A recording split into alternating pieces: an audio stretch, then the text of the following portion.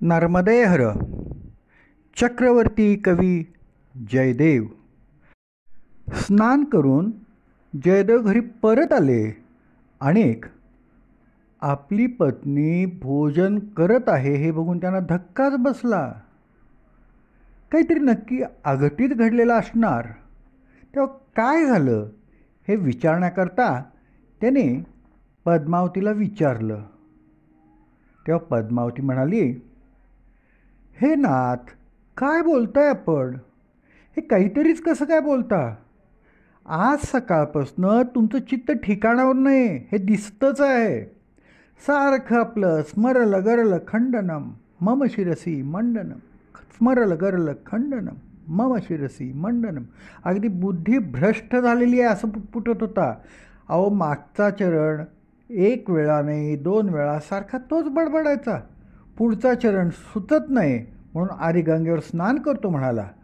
वस्त्र दिल्यावर गंगेवर स्नानाला निघाला. मग अर्ध्या वाटेतूनच घरी परत आला. आणि मी विचारलं तर म्हणताय, अगं रोज गंगेवरच स्नान केलं पाहिजे असं काही नाही आहे. आज मी घरी स्नान करतो. तुम्ही म्हणाला की मला दुसरा चरण आठवला आहे, तो मी अगोदर लिहितो आणि मग स्नान करतो. मला पोथी कुठे आहे तुम्ही विचारलं. पोथी तर तुम्हीच ठेवली होती ना. पोथी घेऊन तो चरण लिहून तुम्ही स्नान केलं. मला भूक लागली आहे म्हणून भोजनाला बसला. भोग दाखवायला सुद्धा तुम्ही विसरला आणि एकदम तोंडात घास घालायला लागला. सारखं आपलं हे वाढ ते वाढ, हे फार सुंदर ते फार सुंदर म्हणत तुम्ही पोटभर जेवला आणि भोजन झाल्यावर म्हणाला, तुम्ही लवकर जेवण करून घ्या. लवकर जेवण कर तू पद्मावती, मी जरा निजतो म्हणून मी तुम्हाला शय्या नीट करून दिली. तुम्ही निजल्यावर मी आत्ता कुठं भोजन करायला लागले आणि अचानक तुम्ही येऊन मला विचारताय, आज काय झालं, माझ्या आधी कशी भोजन करतेस? हे ऐकून जयदेव तर भांबावला आणि म्हणाला, अगं पद्मावती, काय बोलतेस तू? मला काय लक्षात येत नाही. अत्यंत संतापानं पद्मावती म्हणाले, अहो, आपणच अर्ध्या रस्त्यावरनं परत आलात. आपणच अर्धा राहिलेला श्लोक पुरा केला आणि एवढ्यात विसरला काय? आपण भोजन केलेलं पण विसरला की काय? काय करायचं, जरा कुठं तुम्ही आज निजला तर सगळं काही विसरून गेला. एवढी स्मरणशक्ती एकदम गेली कशी? सगळी पुराणं गीतं डोक्यात राहतात आणि आज एवढंच कसं विसरला तुम्ही? तुम्हीच म्हणत होता भोजन करताना काय अद्भुत स्वाद आहे तुझ्या हाताला, माझं किती कौतुक केलं तुम्ही, काय उत्तम स्वादिष्ट पदार्थ तू केले आहेस असं म्हणून तुम्ही मागून मागून घेतले आणि कधी नवं इतकं माझं कौतुक केलं आणि आता सगळं विसरलं म्हणता? आपण भोजन केलेलं विसरलं? माझ्यासाठी ताटात ठेवलेलं मी आपलं उच्चिष्ट खात आहे. आज मला पण आश्चर्य वाटलं की खरंच काय अद्भुत स्वाद आहे या जेवणाला. आजचं जेवण प्रत्येक घास घेता घेता मी तृप्त होत होते आणि मलाच विचारता, माझ्या आधी कसं काय तू भोजन करतेस? जयदेव म्हणतो, अगं काय हे, काय बोलतेस काय? अरे अरे अरे, हे काय झालं? तुझं डोकं कशाने फिरलं की भूतानी तुला झपाटलं का कुणी देव तुझ्या डोक्यावर येऊन बसलाय? मला काही कळेनाच झालंय. अगं मी आत्ताच आलो तुझ्या पुढं, गंगेवर स्नान केलं, जलतर्पण केलं आणि आत्ता आलो आणि बघतोय तर तू भोजन करताना दिसलीस. हे नाथ, इतक्या वर्षांच्या संसारात मी आपली सेवा कधी चुकवली नाही. तुम्हालाच जगन्नाथ भगवान मानून मी तुमची पतिव्रतेप्रमाणे सेवा करतेय. आत्तापर्यंत पती परमेश्वराला भोजन घातल्यानंतरच मी भोजन केलं आहे. सनातन धर्म हेच सांगतो की भोजन स्त्रीनं बनवावं, भगवंताला भोग चढवावा, पतीनं भोजन करून झाल्यानंतर पत्नीनं भोजन करावं आणि मी तर आत्तापर्यंत असंच आचरण करत आहे. पद्मावती पुढं म्हणते, मला काहीही झालेलं नाही आहे. मला कोणी भूतानंही झपाटलेलं नाही आणि कुठला देवसुद्धा माझ्या डोक्यावर बसलेला नाही. आपण मात्र एवढ्यात कसं काय विसरला ह्याचंच मला आश्चर्य वाटतंय.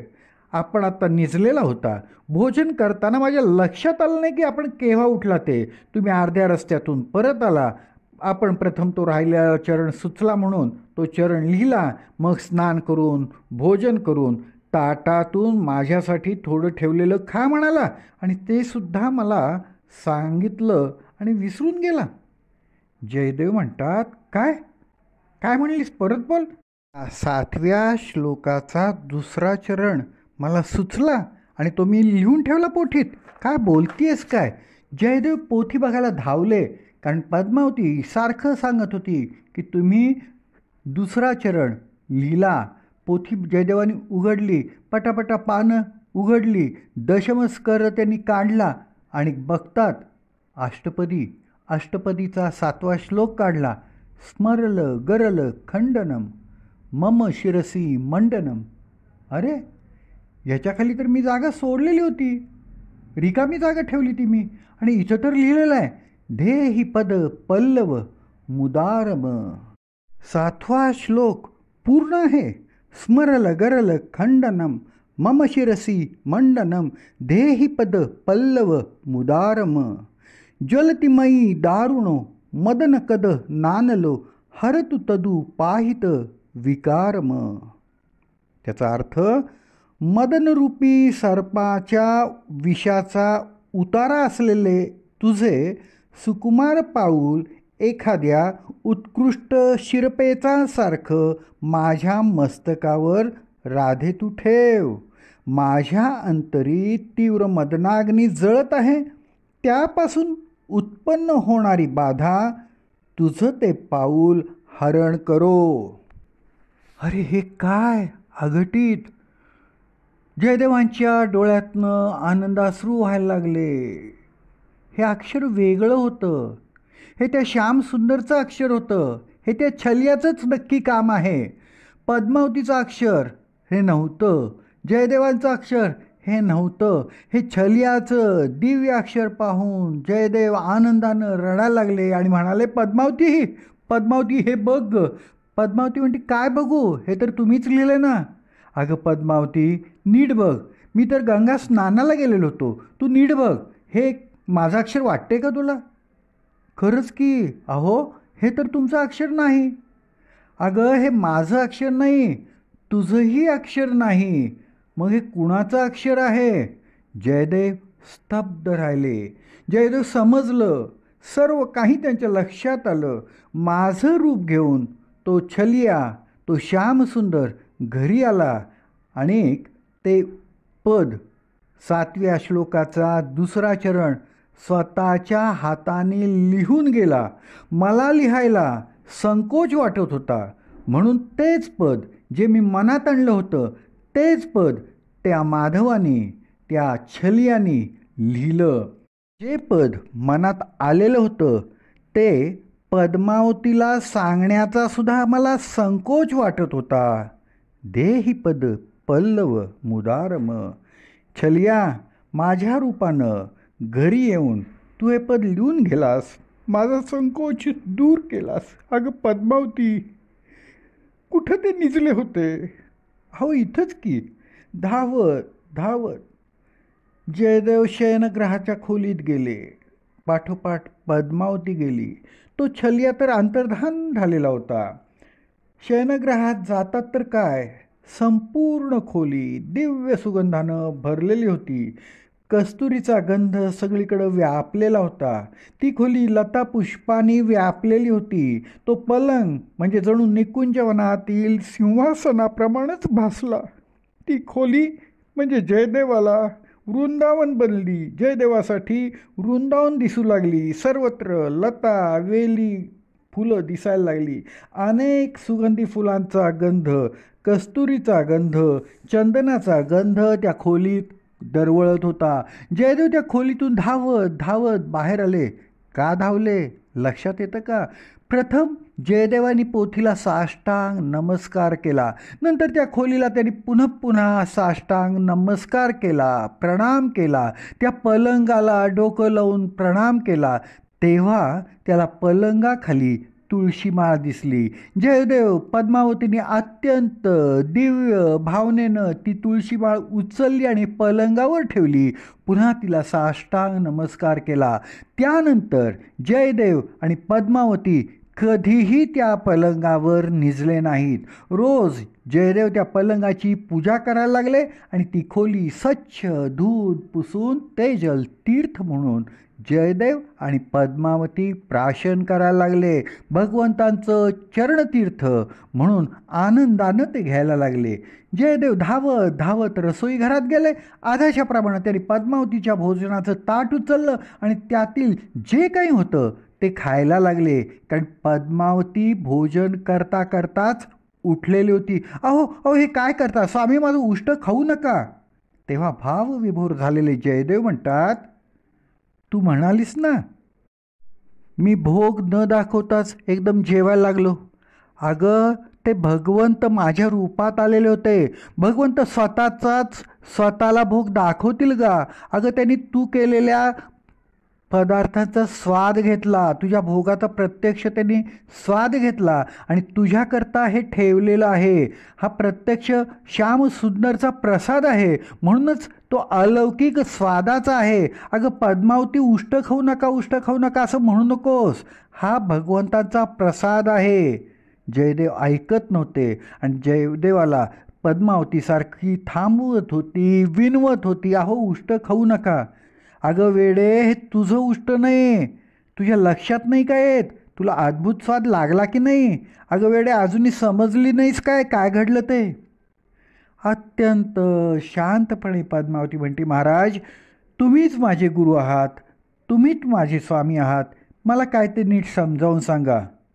अगं वेडे, माझं रूप घेऊन भगवंतानी तुला दर्शन दिलं, तुझ्याकडं मागून भगवंतानी तू बनवलेला प्रसाद ग्रहण केला. अगं जे लिहिण्याचं धाडस मी करत नव्हतो, मी सारखा विचार करत होतो, धेई पद पल्लव मुदारम, हे लिहिणं उचित होईल का नाही, पण हे लिहिण्याचं धाडस माझ्या हातानं होत नव्हतं. अगं भागवतात सुद्धा श्री व्यासाने श्री राधेच्या कृष्णाच्या अंतरंग लीला लिहिलेल्या नाहीत.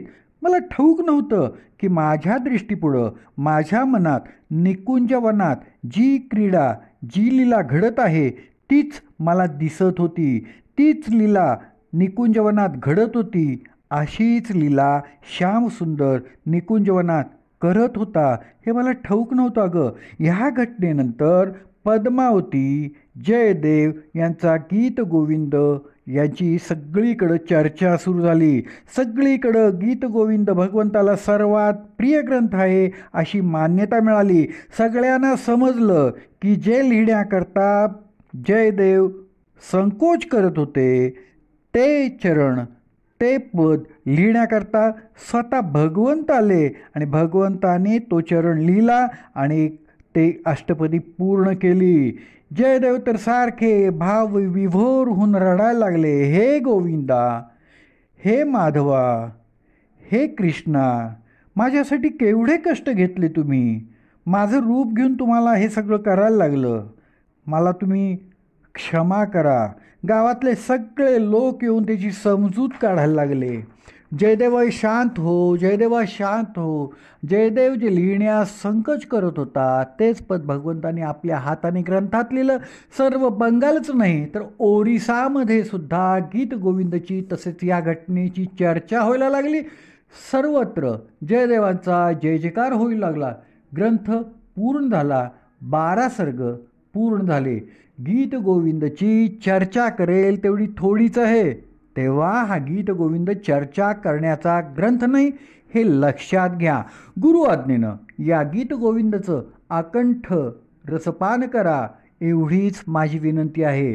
कारण एकदा की या गीत गोविंद रसाची चटक लागली ना मग तुम्ही त्याला सोडणारच नाही. दुसरा कोणताही रस तुम्ही घेणार नाही, दुसरा कोणताही रसाचं रसपान करणार नाही.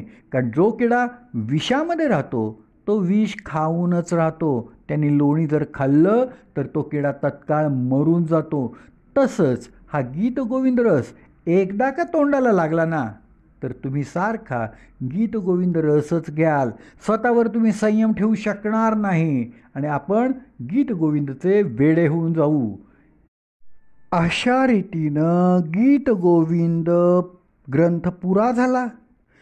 गीत गोविंदचं लेखन झालं. किंदुबिल्व गावी जिथं गीत गोविंद लिहिला गेला तिथं मकर संक्रांतीला मोठी यात्रा भरते. लाखो लोक या यात्रेत सहभागी होतात. तिथंच जयदेवांची पुष्पसमाधी आहे. 1 महिनाभर ही यात्रा चालते. गीत गोविंदचे तिथं पाठ होतात.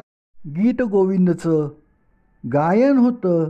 गीत गोविंदच्या सुरावर तालावर नृत्य केलं जातं आणि सगळीकडं जयदेवांचा जय जयकार होतो.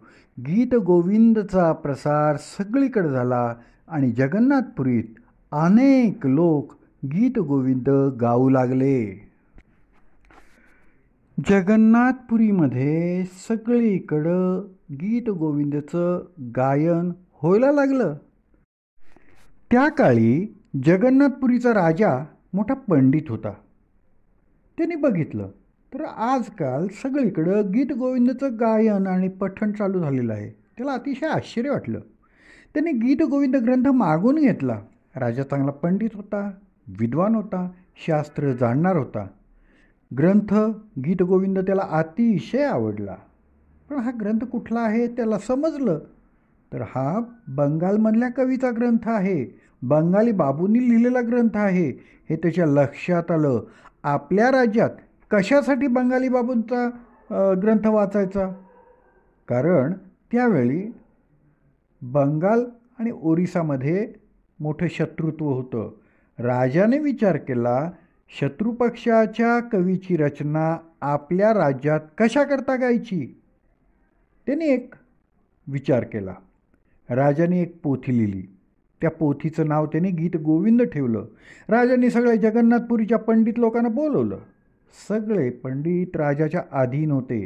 राजाने त्यांच्याकडं आपला गीत गोविंद ग्रंथ दिला आणि सांगितलं, आजपासनं आपल्या राज्यात या गीत गोविंद ग्रंथाचा प्रचार करा. बंगाली बाबूचा ग्रंथ गीत गोविंद बाजूला ठेवा. राजाने विद्वान पंडिताच्या हाती स्वतः लिहिलेला गीत गोविंद ग्रंथ दिला. बिचारे पंडित राजाचे आश्रित होते. त्यांनी तो गीत गोविंद वाचला. राजाने विचारलं, माझा गीत गोविंद वाचला ना? त्यात काय कमी आहे ते सांगा. महाराज, आपण लिहिलेला गीत गोविंद सुंदर आहे, पण आपण ज्या गीत गोविंदचा प्रचार करू नका म्हणून आम्हाला सांगत आहात, तो ग्रंथ काही सामान्य व्यक्तीनं लिहिलेला नाही आहे, तर तो गीत गोविंद जयदेव स्वामींची रचना आहे. असू दे जयदेवची रचना नाही तर कुणाची रचना, तो तर शत्रुपक्षाचा आहे. अहो महाराज, जयदेव स्वामी कोणी आयरे गैरे नाहीत, ते मोठे संत आहेत. जयदेव स्वामी तर जगन्नाथ भगवंतांचे प्रत्यक्ष अवतार आहेत. राजा म्हणतो, अरे संत तर प्रत्येकालाच भगवंतांचे अवतार मानतात. महाराज तसं नाही. या ग्रंथातील एक चरण प्रत्यक्ष जगन्नाथ भगवंतांनी येऊन लिहिलेला आहे असं मी ऐकलं आहे. दशमस्कंदमधील पहिल्या अष्टपदीचा 7व्या श्लोकाचा 2रा चरण स्वतः जगन्नाथांनी लिहिला आहे. स्वतः जयदेवांच्या घरी जाऊन जगन्नाथ भगवंतांनी तो लिहिलेला आहे. अरे काय हे सांगताय? कुणाचा विश्वास तरी बसेल का ह्याच्यावर? असलं कधी काही होतं का? भगवंत स्वतः येतात का? महाराज, ह्याच्यावर विश्वास ठेवा. असंच झालेलं आहे. आम्ही एक अक्षरही खोटं बोलत नाही. प्रत्यक्ष भगवंत जगन्नाथ भगवंत जयदेवांच्या घरी जाऊन तो चरण लिहून आलेले आहेत. त्यामुळं जगन्नाथांचा जयदेव अत्यंत प्रिय भक्त आहे. राजा म्हणतो, काय बोलताय? भगवंतांचे सगळेच भक्त प्रिय असतात. मग माझ्या गीत गोविंदाचा आदर झालाच पाहिजे. बंगाली कवीचा गीत गोविंदाचा आदर आजपासून करायचा नाही. पंडित म्हणतात, महाराज, आपण म्हणता ते अगदी बरोबर आहे. आम्ही तर आपले आश्रित आहोत.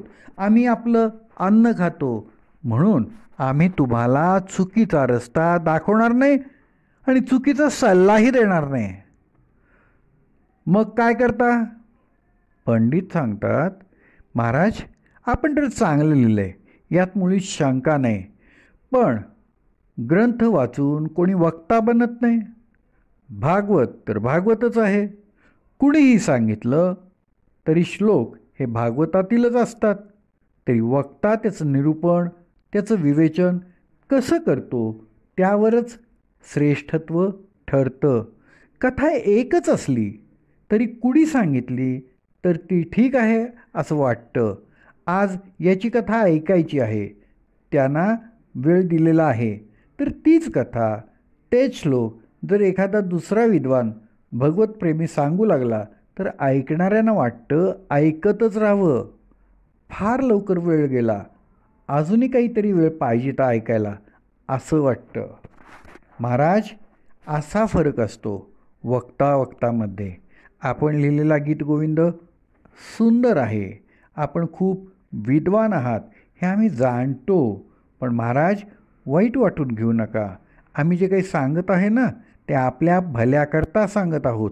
आम्ही तुम्हाला कधीही चुकीचं सांगणार नाही. महाराज आपण अतिशय उत्तम लिहिलेलं आहे, पण जयदेवच्या रचनेमध्ये जसं प्रेम आहे तसं प्रेम आपल्या रचनेमध्ये नाही. कारण आपण केवळ पंडित आहात. जयदेवही पंडित आहेत आणि वैष्णवही आहेत. जयदेव स्वामी पंडित साहित्यकार नंतर झाले. प्रथम ते भगवंतांचे अत्यंत परमभक्त आहेत, परम वैष्णव आहेत. गीत गोविंद लिहिताना जयदेव स्वामी इतके भावविभोर होत असायचे की अश्रूंनी त्यांचा ग्रंथ भिजेल. म्हणून गीत गोविंदचं लेखन जयदेवांची पत्नी पद्मावतीनं केलेलं आहे. राजा म्हणतो, ठीक आहे, पण माझा गीत गोविंद ग्रंथ भगवंतांना प्रिय नाही असं कशावरून म्हणता? पंडित म्हणतात, महाराज जे आम्हाला ठाऊक आहे तेच आम्ही आपल्याला सांगितलं. आम्ही तर आपले आश्रित आहोत, म्हणून आम्ही आपल्या हिताचं जे आहे तेच तुम्हाला सांगितलं. आता काय करायचं ते तुम्हीच ठरवा. आपण जे योग्य वाटेल ते करा. राजा म्हणतो, ठीक आहे, जयदेव स्वामींचं गीत गोविंद श्रेष्ठ आहे का मी लिहिलेलं गीत गोविंद श्रेष्ठ आहे? याला काय प्रमाण आहे? आज जगन्नाथ मंदिरात त्याचा निवाडा होईल. आपल्याकडे जयदेवांचं गीत गोविंद आहे काय? होय महाराज, जयदेव स्वामींचं गीत गोविंद तर आजकाल प्रत्येक घराघरामध्ये आहे. राजा म्हणतो, ठीक आहे, आज माझं गीत गोविंद आणि जयदेव स्वामींचं गीत गोविंद जगन्नाथाच्या गर्भगृहात ठेवलं जाईल. सकाळी बघूया जगन्नाथांना कुणाचा गीत गोविंद ग्रंथ प्रिय आहे ते. अशीच परीक्षा रामचरित मानसची काशीच्या विश्वनाथ मंदिरात झाली होती. जसं श्रीधरी टीकेची परीक्षा बिंदू माधव मंदिरात झाली होती, तशीच परीक्षा गीत गोविंदची होईल. कुणाचं गीत गोविंद जगन्नाथांना प्रिय आहे त्याची आता परीक्षा आहे. एका बाजूला वैष्णव पंडित बसले तर दुसऱ्या बाजूला राजा महाराज आणि त्याचं मंत्रिमंडळ जगन्नाथ मंदिरात बसले. रात्र झाली. रात्रीची शेजारती झाल्यावर जयदेवांचं गीत गोविंद आणि राजांनी लिहिलेलं गीत गोविंद जगन्नाथाच्या गर्भगृहात ठेवलं. गर्भगृहाचं दार लावलं, कुलूप लावलं. स्वतः राजांनी आज रात्री कुणाचा गीत गोविंद जगन्नाथ भगवंतांना प्रिय आहे हे समजणार होतं. म्हणून सर्वजण रात्रभर जगन्नाथ मंदिरातच थांबले. सकाळी राजांनी स्वतः कुलूप काढलं. गर्भगृहाचा दरवाजा उघडला तर काय, राजाच्या गीत गोविंदला चौरंगावरून खाली टाकलेलं होतं. राजाच्या गीत गोविंदाचे प्रत्येक पान फाडून तुकडे तुकडे करून टाकलेले होते आणि जयदेवच्या गीत गोविंदला तुळशीमाळ पुष्पमाळ घालून जगन्नाथ भगवंतांनी छातीशी धरून ठेवलेलं दिसलं. गर्भगृहात राजाच्या गीतगोविंदच्या पानांच्या चिंध्या चिंध्या तुकडे तुकडे करून टाकलेले होते. राजाने हे बघितलं, त्याला चक्कर आली आणि तो खाली कोसळला. सगळ्यांना जगन्नाथ भगवंतांच्या रोषमयी विग्रहाचं दर्शन झालं. राजाला खूप त्रास झाला, कारण सगळीकडं त्याची बदनामी झाली. संपूर्ण राज्यात हीच चर्चा सुरू झाली. जयदेवांच्या गीतगोविंदचा जगन्नाथ भगवंतांनी स्वीकार केला आणि राजाच्या गीतगोविंद ग्रंथाचे फाडून तुकडे तुकडे करून फेकून दिला. पण लिहिलेला गीतगोविंद ग्रंथ फाडून तुकडे तुकडे करून टाकला याचा राजाला अतिशय त्रास झाला. राजाला खूप पीडा झाली. राजाला आपला अपमान सहनच झाला नाही. राजा त्वरित उठला आणि धावत धावत जीव देण्याकरता समुद्राकडे जायला लागला. मागोमाग सगळे लोक धावले. पण भगवंतांना सर्व भक्त अत्यंत प्रियच आहेत ना. राजा जरी प्राणत्याग करायला गेला तरी त्याच्यावर सुद्धा जगन्नाथ भगवंतांचं प्रेम होतंच. राजा समुद्राकडे धावत असताना वाटेत एका संतांनी राजाला थांबवलं. राजाचा घट्ट हात धरला आणि म्हणाला, राजा, कधीही संतांशी ईर्ष्या करू नये. राजा, संतांचा द्वेष कधीही करू नये. संतांची कधी निंदा करू नये. आणि जो संतांची निंदा करतो, संतांची ईर्ष्या करतो, त्याचं सर्व पुण्य नाश होतं. तू आत्महत्या करू नकोस राजा, कारण तुझा ग्रंथसुद्धा भगवंतांना प्रिय आहे. राजा म्हणतो, अरे काय बोलताय तुम्ही? माझा ग्रंथ जगन्नाथ भगवंतांना प्रिय होता तर त्यांनी तिथंच ठेवला असता ना. जगन्नाथ भगवंतांनी जयदेवाचा ग्रंथ हृदयाशी घट्ट धरून ठेवला. माझा ग्रंथ तिथंच राहिला असता तर माझी आबरू तर राहिली असती. पण जगन्नाथांनी तर माझ्या ग्रंथाचं पान पान फाडलं, तुकडे तुकडे करून टाकले. भगवान जगन्नाथ माझ्यावर अत्यंत नाराज झालेले आहेत, म्हणूनच मी प्राणत्याग करणार आहे. हे ऐकून ते संत राजाला म्हणाले, राजा, भगवंतांनी तुझा ग्रंथ फाडला कारण तू संतांशी ईर्ष्या केलीस, स्पर्धा केलीस. जर कोणी परमभक्ताशी संतांशी ईर्ष्या केली तर ते मला सहन होत नाही. पण लक्षात घे, संतांशी भक्तांशी प्रतिस्पर्धा ईर्ष्या कधीही करू नये. द्वेष तर मुळीच करू नये, बरोबरीही करू नये. जर तू सरळ जगन्नाथ भगवंतांना विनंती केली असतीस तर त्यांनी तुझं ऐकलं असतं. आता मी सांगतो तसं कर. गीतगोविंदमध्ये 12 सर्ग आहेत. राजा म्हणतो, हो, जयदेवांच्या गीतगोविंदमध्ये 12 सर्ग आहेत. संत म्हणतात, राजा, प्रत्येक सर्गाला तुझा एक एक श्लोक शेवटी जोड. तुझ्या नावानेच 12 श्लोक जोड, म्हणजे जयदेवांच्या गीतगोविंदबरोबरच तुझ्या नावाचे 12 श्लोकही अमर होतील. अत्यंत आश्चर्याने राजा विचारतो, अहो, एवढं सांगणारे आपण आहात तरी कोण? आणि तुम्ही म्हणता त्याला जयदेव कबूल होतील? संत म्हणतात, राजन, तुम्हाला अजून ओळखलेलं नाही आहेस का? नाही. कोण आहात आपण? आणि त्या क्षणी संत रूपातील भगवान जगन्नाथ प्रत्यक्ष प्रकट झाले. राजा त्यांच्या पायावर पडला. क्षमा करा, क्षमा करा म्हणत जगन्नाथाला याचना करायला लागला. भगवान अंतर्धान पावले. पुन्हा पुन्हा जगन्नाथाची राजाने क्षमा मागितली आणि राजाने नियमच बनवला की आजपासनं जगन्नाथ भगवानांना शयन आरतीच्या वेळेला गीतगोविंदच ऐकवलं जाईल. तेव्हापासून शयन आरतीच्या वेळी जगन्नाथांना गीतगोविंद ऐकवलं जातं. प्राचीन काळी देवदासी ह्या गीतगोविंदच्या गीताबरोबर नृत्य करत आजही जगन्नाथ भगवंतांना शयनसमयी रेशमी वस्त्र अंगावर घालतात. त्या रेशमी वस्त्रावर जयदेव स्वामींनी लिहिलेलं गीतगोविंद पूर्ण लिहिलेलं आहे. जयदेव लिखित गीतगोविंद लिहून अलंकृत केलेले रेशमी वस्त्र अंगावर घेऊनच जगन्नाथ भगवान शयन करतात. इतकं हे गीतगोविंद भगवंतांना प्रिय आहे. बघा काय झालं ते. राजाने बंगाली जयदेवच्या गीतगोविंदचा प्रभाव संपवण्याचा प्रयत्न केला, पण झालं उलटच.